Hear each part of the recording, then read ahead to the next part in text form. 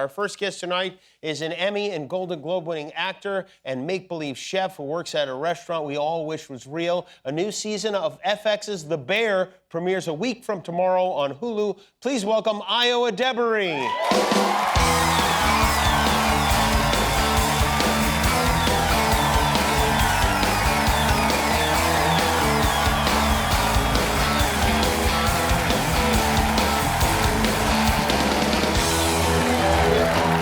Guest, how are you? You look fantastic. I'm doing so well, thank you so much. Oh, it's, you have an accent. Oh, do I? Yeah, a little bit. Yeah, all right, okay, yeah. I just feel like people always really respect British actors when they find out that they're doing American accents. You're 100% right. So I just sort of thought maybe if I, I don't know. Had we never met before, you could have tricked me on that one. We could have kept going. For years. Yeah, for years. Yeah, perhaps for years. Yeah. You know, you're not from England. No. You're from New England. I'm from New England. You're from Boston. So sort of an offshoot. In fact. Yeah, spin-off. Yes. How often do you get home to Boston? Not enough, according to my mother. Uh-huh. I try a few times a year. I went back recently. Which was interesting. It was interesting because something special happened on that trip. Something truly bizarre happened. Was it bizarre or special or both? Oh, I suppose they could be synonyms. Was it something you knew was going to happen? No. No. No. I was slightly ambushed. Oh, you were? I was. So I went back to my high school, and I thought I was going to talk to the kids who did improv to be like, it gets better. And then they were like, actually, what if you talked to 100 children in the auditorium? And I was like, to be like, sometimes it's a little worse before it gets better. What? And then they were like, and what if the mayor was there? And I kind of was like, what's happening? And then when I was there, I realized that she had like a whole proclamation. The mayor showed up and presented you with, gave you a day. Gave me a day. April 10th. Is Edebiri Day. You can see in my face that I'm like, what? That's what I'm like, no, what? No, what? What'd you do with the certificate? Where is it right now? I brought it home, and I literally don't know what to do with it. Right. Like, it feels crazy to, like, open it in my own house and be like, yeah, April 10th. So I might send it back to my mom, low-key. Yeah, but you should have left it with your parents. I probably should have left it with my parents. There's so much stuff that they have at this point, though. Oh, they do. Yeah, like, my mom has my NAACP award, like, in the bathroom next to, like, the potpourri. Like, it's like, girl. But it's her decor. She earned it. She put in a very early investment, and I'm gonna let her have that. Yeah, why not? Did you stay with your parents while you were there? I did. I was. You yeah. did. I was you stay in your house. like childhood bedroom? It's like a museum. Is it? Nothing's changed. The walls are.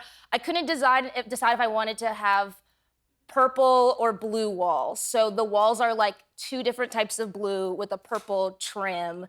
Like every single, I wasn't allowed to have posters really growing up because we grew up very religious. So it's a lot of like religious poems with like little black girls praying by a bedside. You know this school of art. So it's like a lot of that on the walls, and literally everything is the same. Yeah. Do you want it that way? Because I will tell you, I've experienced this where you're like, well, it's weird, I'm staying in my childhood bedroom, and then you come back and they've converted it into like mom's office, and you're like, this is a violation.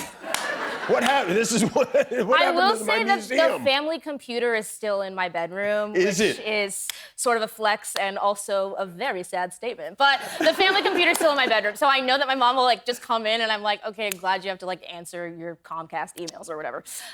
We found your high school yearbook photo. Yeah, okay, yeah, we did. Yeah. Here it is. This is.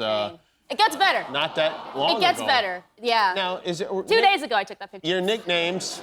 My nicknames, Tupac and Biggie are your nicknames. They are my nicknames. And can't you tell by that girl? No, it was so, by the way, whoever released this photo, where's the camera? Whoever released this photo, you and me have beef. You and me have beef forever.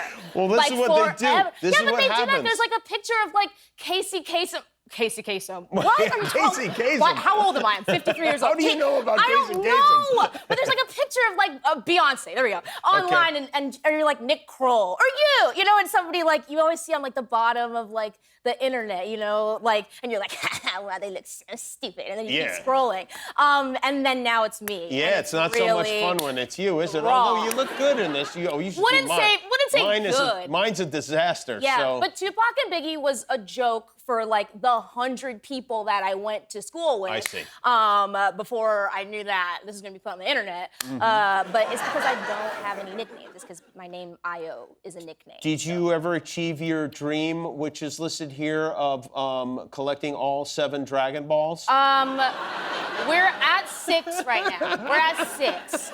So it's promising. It's looking promising. And I do feel like I live every day like it's Shark Week, which is You know, nice. I'm excited that the Bear's coming back. Oh, yeah. Because it seemed like it seemed like this one came back pretty fast. The last time it was forever, probably because of the strike and all that stuff. Yeah. And this time you wrote one of the episodes of the show. True, yes. Which number episode did you write? I think it's 4. Episode 4. I think it's 4. How did that come to happen? That came to happen because we were talking about the season, and I feel like a similar thing sort of happened last season where I directed an episode where we were just talking to Chris, and Chris sort of has an idea. Chris Storer, who runs the show. Yeah. And that sort of came about, and then I got to co-write it with Lionel Boyce, who plays Oh, Marcus with on the Lionel, huh? show. Oh, wow. And and it's really fun. There's some cool people in it. Did anyone complain about the lines you wrote for them? Any no, of the other actors? No, I don't.